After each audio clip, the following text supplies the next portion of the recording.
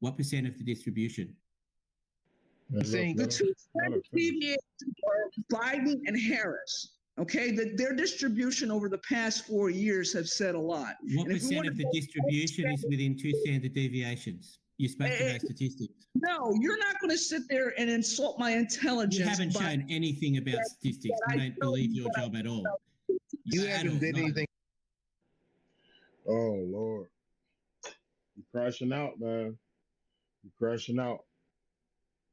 You're not letting her even finish what she's saying first before you actually ask your point. So either you're going to use your data to refute her, or you're just going to go ahead and actually wait for the opportunity to do so. But you're not going to interrupt her. All right?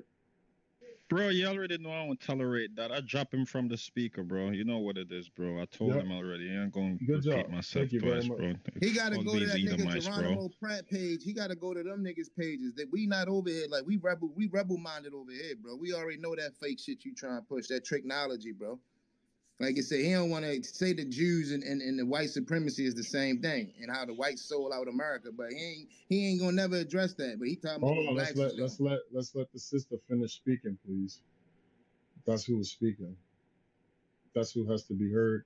And when she's finished, you can raise your hand to respond to her, and you can have your points laid out, bro.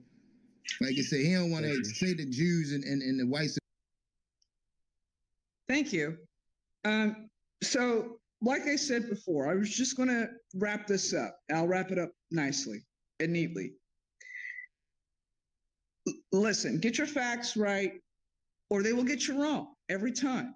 And please do not insult me by demanding that I tell you how much I know. Okay? That's an insult. And the reason why it's insulting is, yes, there are white people who are afraid of very well-educated black men and women. There are white people who can't stand that there are black people who know more than them. There are black people there are white people who can't stand that a black person can tell them where they are wrong and why they are wrong and explain it to them in terms that they understand and bring it to them at their level. And then on top of that, because I am one of the few black women in my division, and I'm one of the few black faces that holds an executive position, okay, because by virtue of, not because I'm black and I'm female, but because I've been in my position for more than a decade, okay? I am comfortable going toe-to-toe with my peers, male and female professionals. And I know a con artist when I see them, and I can smell the horse manure a mile off.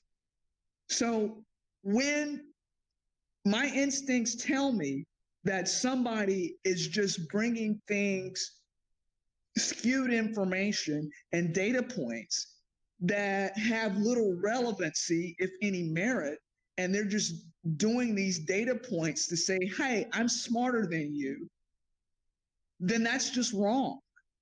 And if you're doing this as part of an intellectual exchange to say, hey, I'm smarter than you, you guys can't pick up on this, and you don't have any right to call me out on this, then that's doubly wrong. And I'll leave it right there. And I just want to point out that you guys can look in the Purple Pill. Mr. Insane loves to use AI, but he doesn't know I'm a programmer.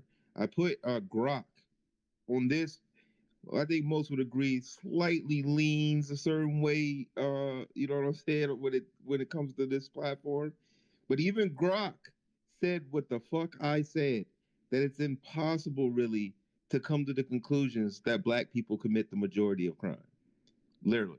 So that just shows you, even on this platform, using this AI, which I would argue leans a certain way, still debunks what he's saying. Yep. Don't see anything in there. Yeah, I like to control the conversation, right? And kind of keep the main thing. It don't matter what stats are being presented in or used or skewed or justified in terms of crime or no crime. I don't like that. Ain't the conversation, right? The conversation is Daniel Penny had no authority to kill Jordan Neely. He didn't have a crime sheet with him. He didn't do any information, research. He didn't say, oh, this is the guy with the warrant for the old lady, or he has these arrests for this, and I got to take this guy down. None of that fucking shit happened, right? So that's just that, right? We live in a country that has a history of casual killing the Negro, right? Slave masters could kill their Negroes. We live in a country that had terminologies called drapetomania. So you ran away from the plantation, you were considered crazy, right? We live in a country where Black upward mobility has been sabotaged. Black ability to own and operate within autonomy has been sabotaged, right? Gerrymandering, redistricting, drawing fucking lines and creating new areas to rid Black population control is acts of white supremacy, right? Limiting Black people's ability to vote and exercise themselves politically, suffrage, right? That history of suffrage is an operating tool of white supremacy. Why? Because this shit is about who has control of the buttons, who has control of industry. And because this is a country that has a private sector, it's built on capitalism, there also has been targeted attacks against us in the private sector, right? Even in working in corporations, when it came to being highly skilled and trained, we had to deal with governors and senators and people within political positions working with white union organizers who, after they killed us to some form with impunity, over labor disputes, the Ellis Islanders or the post-emancipation whites that were in favor during the Reconstruction and the Industrial Revolution, we were targeted and attacked, right? So earlier when I asked that question about what industries do Black people control, since some people wanted to focus on Silicon Valley and some other people, hold on. Yeah, okay. Logan, go see what's up. Let me finish. Yeah, so because nobody or the brother was unable to point to an industry that we've been able to control and maintain in the last however many years we've been here, it just shows you that there's an obvious sabotage, right? And then a brother insane who I've mentioned DEI and affirmative action, but then wants to come in here with like these crime stats.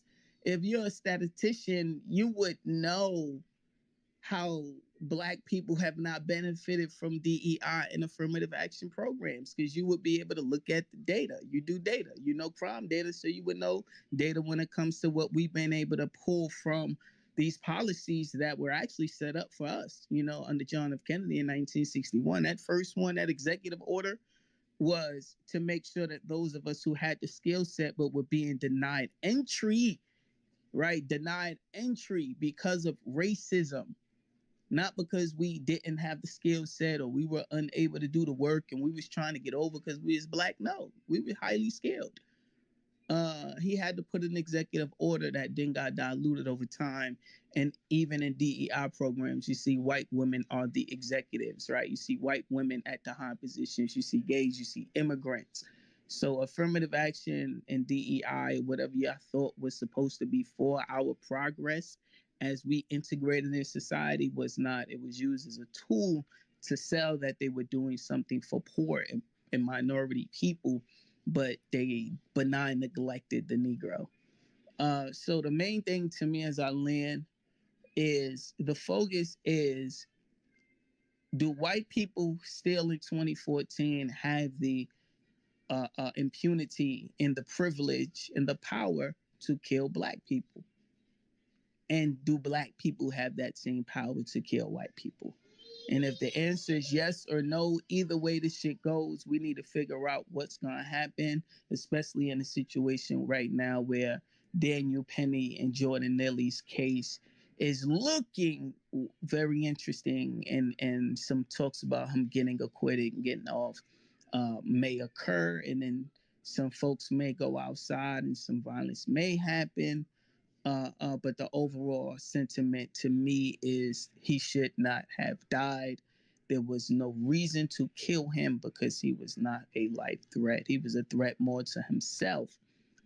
And that is the reality to me. So anything about stats and who commits the most crime, if y'all cared about crimes that black people commit, you would make sure the banks in our community would give us more loans. If y'all cared about the crimes that black people committed, you would make sure illegal immigration wasn't destroying black communities and taking the labor force away from us. If y'all really cared about the crimes that black people committed, you would look at the crimes that black people commit and the reasons why they commit them and work to create different solutions for the small population in our community who has no history of killing anyone or committing crimes for power. Petty crimes about economic circumstances are not the same thing as showing up to construction sites and killing a bunch of Mexicans because white corporations decided to put them over us, or running down and trying to assassinate presidents or elected officials. Black people don't do that. We've been very patient, cool, calm, and collective as we've tried to solve these issues. And that time is going to run short at some point because we're tired of people spitting in our faces. And I'm going to land there. I find it crazy sauce to me that they think that they can draw conclusions from 18.5% of the data. But I'm here talking to the AI right now, and I'm about to ask Grok the same thing. It can't come up with it. It can't come up with assumptions based on 18.5% of the data. But somehow, for lack of a better word, these certain groups of pale skins can come up with assumptions based on 18.5% of the data. It's just really weird that the AI can't do it. I mean, because it has to fit a narrative. And again, the narrative is black people don't deserve to live. So let's use whatever we can to justify them dying. Why? Because it's unpopular in 2024 to just be overtly racist, right? Right? As historians as we are, they would say stuff, right? People would run for office under shit when it came to exterminating or removing the Negro from power, or white dominance, or white supremacy reigns. Like, there's a taught ideology. They played Birth of a Nation at the White House under Woodrow Wilson. So this is a concerted effort to create an understanding, right? That we need to control how people feel about the Negro, right? They ask questions about Martin Luther King during immigration processes, right? Because if we are a subjugated people, as we understand, and people are coming to the nation of quote white supremacy, or they come to this nation and ignore the experiences that we've went through, then it automatically shows us that these individuals are not on our side. So people coming into this room talking about crime stats, this, that, and the third, and all of these things are reasons as to why they don't give a shit. If they was on that train, they would have watched Jordan Nelly get choked the fuck out as well, right? It's just a bias. It's Negrophobia, and the long way is to use stats, right? That's the long conversation. Let's talk about this and why you guys do this, and you voted this way. You should be doing all these things, right? But if that's the case, then the outcomes of what reality looks like for our communities would look different, because we've never lacked ambition and focus. We've never lacked the ability to do things. People just ignore the sabotage that we've experienced because it's easier for them to win. It's a trade-off. Brother Art, Wallenberg and Wahlberg, these are Jewish people, fam. Yeah, these are Jewish people. They're not Jewish. Yes, they are. I'm gonna prove that to you. Why would you cite where the Wallenberg family is Jewish? Why would hold on? Why would you rescue? Wait. The most famous of the Wallenberg family, Rahul Wallenberg, a diplomat A diplomat worked in Budapest, Hungary during World War II to rescue Jews from the Holocaust. Between July and December 1944, he issued protective passports and housed Jews, saving tens of thousands of Jewish lives. Bro, why would they at that time? There was a bounty. Because white people always help the Jews. That was the point of me bringing it on. They're not really Jews, bro. I promise you. Well, I'm gonna dig into their bloodline. I'll find. Hey, I promise you, they're not. They help Jews, which just shows that white supremacy very much helps the Jews, like Tupac was saying. That's what the Wallenberg family represents. I mean, but that agreement goes. We hate the Jews. That other Wallenbergs that. Well, that agreement goes back to Cecil Rhodes and them with the diamond mines in South Africa, and those negotiations that the Jews did with the British government at the time. This is even before the state of Israel was set up. They came together with the backdoor handshake for South Africa, and that supported Britain, right, to get access to that gold. And a part of that handshake deal was the state of Israel. So, the Anglo and the Jew have been working for a very long time, but again, it's the operating system of white supremacy. And if you add up all this Jew talk, I want people to really go do their research and give me the number of what you think Jews are worth.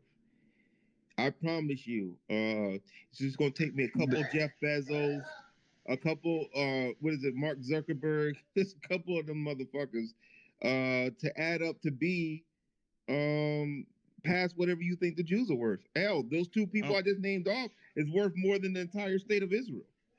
I don't know if you know, but for over 400 years now, did you know that these people have a procedure where they change their names consistently, and they're all related? Did you know that? Yeah, them Jewish people, they've been changed for 400 plus years. They change their names consistently. Hold on. What I'm trying to tell you is, why you think that that's a practice that's just for this one particular group. Europeans have been changing their names. They actually made their surnames based off their tribes. Yes, Europeans have over 300-400 tribes that nobody wants to talk about. I'm not naive to their history, sir. Trust me. I will run down. I had to tell this what was this dude from Norway? This Norwegian, what tribe he's in. He's in the Sami tribe.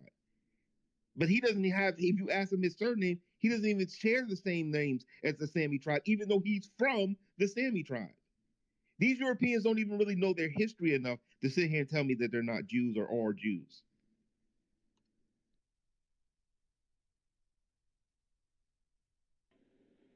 Well, if I, so many times as Brother New Negro has stated, the conversation seems to get pulled into other areas.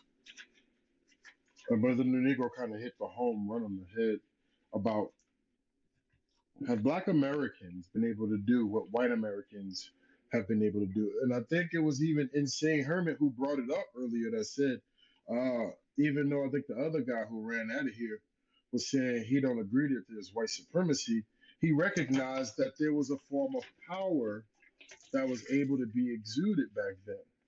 And that's what I'm speaking to now. Because if we look back then at the power that was able to be exuded, is not Daniel Penny as a beneficiary of that power? And is that power an American power, or is that power a white supremacy power? Is that power something that any and every American can do? Or is that something that changes with the color of the skin based off of the kin? Now, what Daniel Penny was able to do, I don't believe a Black American could have choked out a white boy on that train and then had other people who either could have been helping or being told to let go and have that become a factor. I do believe that if a Black man choked a white man out till he shat on himself for asking for water, they would have humanized him. No different than I seen an article the other day about a lady who literally was not an article, sorry, brother, Professor Black, the Black Authority was mentioning it last night about how the woman who was part of J6, who was jumping through the fucking window, a fucking delinquent criminal, a fucking outlaw, wanted to jump through the window. They were trying to say, and I'm gonna get to you as well, Jesse. I remember you had your hand up from a while ago. Sorry we was flowing around you there. I just want to say this piece real quick. That delinquent that was jumping through the window, first thing they was talking about was Army veteran, Air Force veteran. What the fuck does that have to do with the action that they're doing now? Mike Brown was literally somebody who was on scholarship, one of the first from the family to go to university, known in the school as a good kid, and he was labeled as everything but a child of God. And he was one of the community pioneers. He was one of the folks in the community that stopped fight, that broke it up, that told people stop fighting, that had a good report. His report card was good. The kid didn't even barely have any C's. He had A's and B's. But for some reason, you guys was quick to label him as a bad kid. George Floyd, even if and it came out, the people was running around here talking about fentanyl was in the system. That had nothing to do with the cause of death. And also the part about him having fentanyl in the system, don't nobody in the hood make fentanyl. I thought it come from China. Why y'all ain't blame Chinese like you blame the Jews? Just like we found out crack cocaine wasn't made in the hood. That shit come from Colombia. Why you ain't blaming the border security? Why y'all ain't keeping our border safe? You got crack cocaine in our neighborhood because our government was doing it. And the government filled with white Jews and white non-Jews are operating under white supremacy. And that part of the benefit goes to white people or people who want to be designated as white in America. This is why so many fought to get their status as white. They were fighting tooth and nail. Hey man, we're white. Wow, why are you saying you're white? Well, they're calling us brown, they're calling us yellow, and they're not allowing us to do what they're able to do. So then you get the Asians, you get the Latinos in your sector of whiteness, and now they're out competing you, white man. They're out competing you like the black man would have been out competing you. We would have been out competing you for jobs in business and innovation and architecture and ingenuity. That's what we were doing when we came off the plantation. That's what we were doing on the plantation when blacks wasn't able to claim their